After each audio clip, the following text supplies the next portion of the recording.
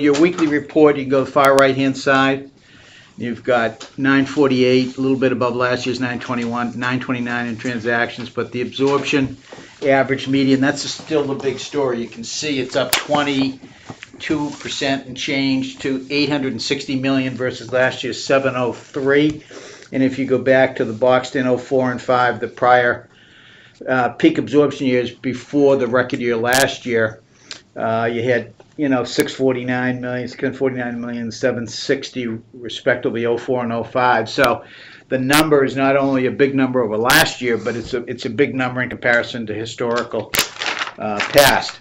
So that's the first bullet. The second bullet has to do with, jumping ahead. Go to the next page, which is your neighborhood breakdowns.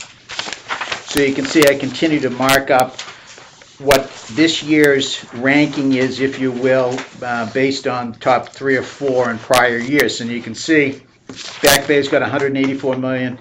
That's the third best year.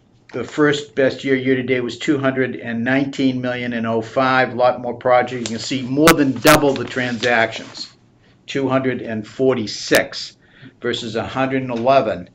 So your average price has gone up dramatically. Okay. So then you can go back to the second year was 2010 with 209 million. You had 143 transactions, but the pre-sales of Clarendon are in there.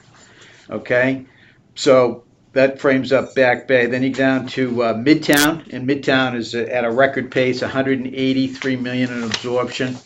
If you go back in 2002, it was 50 million when Ritz Millennium was starting to close units there.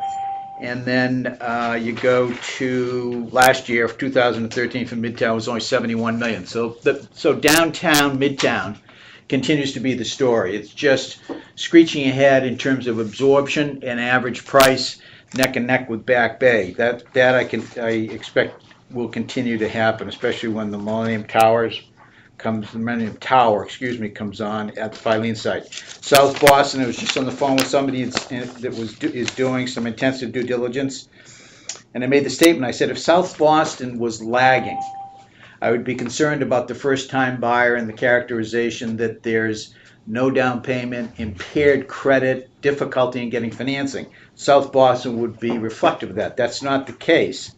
So you got 203 transactions and 102 million in absorption. It's a record year, and not only that, it's way ahead of last year's 175 transactions and 74 million. And if you go back to 09, when there was difficulties, it only had 37 million and 118 transactions. So when I see that, it tells me that the young professional, however it's happening, is able to effectuate the purchase, okay, and get it done. So that's at a record year,